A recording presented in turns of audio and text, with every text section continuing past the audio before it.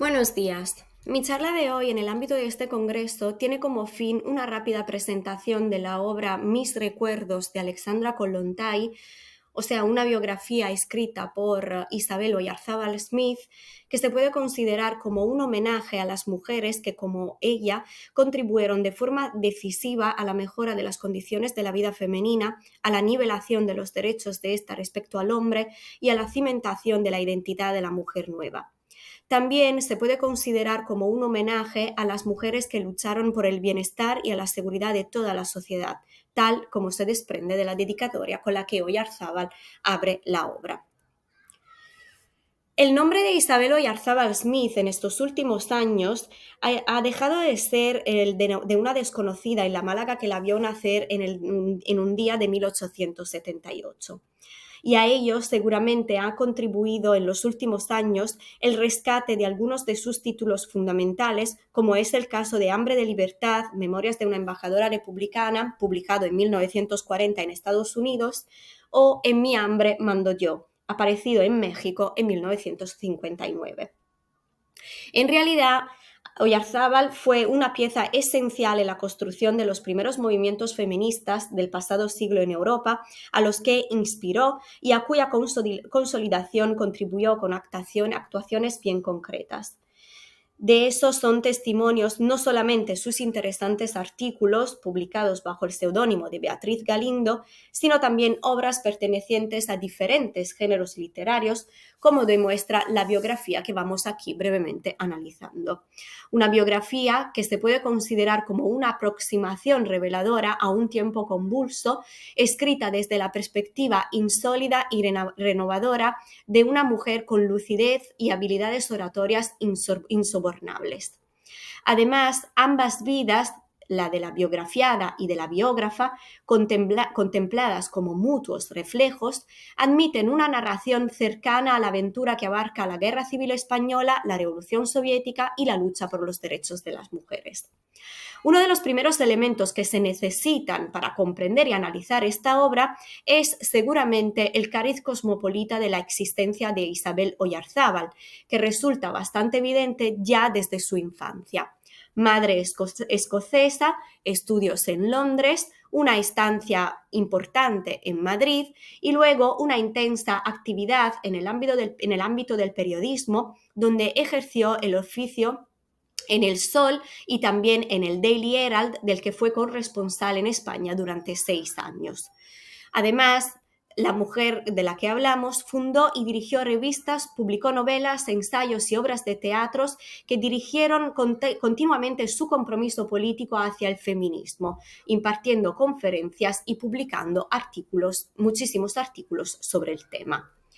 En lo que concierne la relación entre Oyarzábal y Kollontai, las dos mujeres se conocieron por primera vez en Ginebra en 1931, donde hubo un primer encuentro, aunque en realidad fue solo sucesivamente en 1936 en Estocolmo, cuando Oyarzábal conoció verdaderamente a Alexandra Kollontai como embajadora de la Unión Soviética. Ambas entablaron una amistad que perduró más allá de las distancias y de las diásporas y que por eso llevó a la primera a escribir la biografía de la segunda. Una biografía escrita en inglés, publicada por Longmans, Grings & Co. en 1947, durante su largo exilio en México y conducida igualmente por una decidida ambición reformadora. Brevemente vamos a ver quién era Alexandra Kollontai, hija de un general liberal del ejército del zar, de familia noble, que fue testigo directo de la Revolución de 1905 y que solo 12 años después de esta ya compartía tareas de responsabilidad con Lenin, quien llegó a nombrarla ministra de Bienestar Social. Sucesivamente trabajó también para Lenin como embajadora de la Unión Soviética en diferentes países como Noruega, México y Suecia, y contemporáneamente desarrolló sus habilidades narrativas y dio buena cuenta de la situación de la mujer en el experimento soviético, llevando adelante su ambicioso proyecto de emancipación de la figura femenina. La obra dedicada a Alexandra Kollontai, Mis recuerdos de Alexandra Kollontai, se divide básicamente en dos partes. Una primera parte dedicada a la infancia y la adolescencia de la protagonista desde 1872 hasta 1905 y que ocupa 4 capítulos, y una segunda parte que va desde su primer exilio en 1905 hasta 1946, una sección esta que ocupa 22 capítulos. La obra se cierra con un epistolario que contiene parte de las cartas que pertenecieron a las 2 mujeres y que lleva el título de Cartas a una amiga desde el exilio. En su biografía, Isabel Oyarzábal hace un recorrido por la vida política y, en menor medida, también personal de su querida amiga, ofreciendo a los lectores momentos de narración que se convierten muy a menudo en pretextos a través de los que la biógrafa reconstruye y recopila a sí mismo algunos datos sobre su propia experiencia en Suecia. La obra ahonda también en las circunstancias políticas que rodearon la vida de la revolucionaria rusa hasta 1944, año en el que termina la narración, pues la protagonista se retiró de la vida pública por problemas graves de salud. Contiene también, como hemos dicho, parte de la correspondencia que Kollontai envió a Oyarzábal desde el exilio en tierras mexicanas en los años que van de 1939 a 1946. Al margen de que ambas escritoras compartieron la responsabilidad de representar sus respectivos países en el extranjero, existen en realidad otros puntos en común en la biografía y la personalidad de estas 2 ilustres mujeres, y debido a ello, quizás, a pesar de que la voz de la narradora siga siendo constantemente omnisciente, se aprecia más bien cierto tono subjetivo con la utilización de la primera persona o a veces de la forma impersonal, o sea, artificios que intensifican uno de los aspectos fundamentales de esa obra, o sea, la identificación más o menos evidente entre biografiada y biógrafa. En esta perspectiva, particular interés despiertan sobre todo los capítulos dedicados a los temas de la familia, del amor y del matrimonio, temas que fueron muy frecuentes también en la producción literaria de Isabel Oyarzábal y que al mismo tiempo se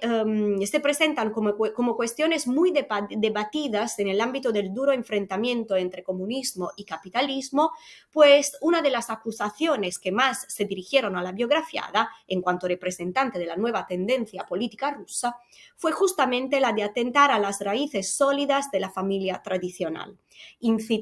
a las mujeres a una toma de posición que implicase el abandono del hogar y del cuidado familiar. Efectivamente, Alexandra veía a la familia tradicional burguesa como un instrumento que convertía a la mujer en propiedad privada para su uso y reproducción sexual. Confiaba en que el socialismo liberaría a la mujer, aunque en realidad Lenin, al igual que toda la cúpula masculina del partido, consideraba que la revolución social traería aparejada una revolución sexual a posteriori, pero que las dos no podrían ser contemporáneas o paralelas. Oyarzábal apunta, en realidad, en estos capítulos, a que Kollontai nunca fue muy aficionada a las cuestiones que tradicionalmente se consideran femeninas, como el matrimonio o el amor, y que prefería, por el contrario, el estudio. De hecho, al año siguiente de su casamiento, cuando nació su hijo y afloraron las primeras diferencias con su esposo, sobre su maternidad, la misma Kollontai aclaraba: aunque yo mismo eduqué a mi hijo con gran empeño, la maternidad nunca fue central en mi existencia. En efecto, la maternidad en Kollontai es, así como lo será más tarde en Oyarzábal, uno de los temas alrededor del que se va construyendo esa imagen totalmente nueva de la mujer moderna, no solamente y simplemente una mujer emancipada, sino sobre todo libre de seguir sintiéndose mujer antes, después y más allá de ser madre. Por eso Alexandra Kollontai nunca quiso renunciar al cometido que creía tener y finalmente decidió separarse de su marido en 1897, dejando así de ser mujer, pero nunca de ser madre. y se centró después en el estudio de la psicología infantil y de la educación, sobre los que tenía sus propias convicciones, como por ejemplo que el desarrollo del niño tenía relación con todo lo que rodeaba y no solamente con sus características innatas. Otro de sus proyectos, que fue saboteado en realidad, fue la creación del Palacio de Maternidad, donde las madres tendrían cuidados gratuitos antes, durante y después del embarazo. Un proyecto ubicado en un antiguo palacio que fue incendiado y que después la llevó a dedicarse a otros proyectos aún más ambiciosos, como por ejemplo los proyectos dedicados a los orfanatos y a las escuelas públicas, que fueron objetos de sus siguientes intereses, pues Alexandra aspiraba a que todos los niños de Rusia tuvieran una educación pública. Resultado de esto fue, en general, un empeño político y también diplomático totalmente volcado en conseguir los derechos para las mujeres con respecto a diferentes temas, como por ejemplo el voto, el divorcio, la legalización del aborto, la igualdad de salario, la mejora de las condiciones laborales, la protección social de las mujeres embarazadas, la prohibición de los matrimonios forzados, la abolición de la distinción entre hijos legítimos e ilegítimos, la igualdad material y la liberalización de las relaciones familiares y sexuales.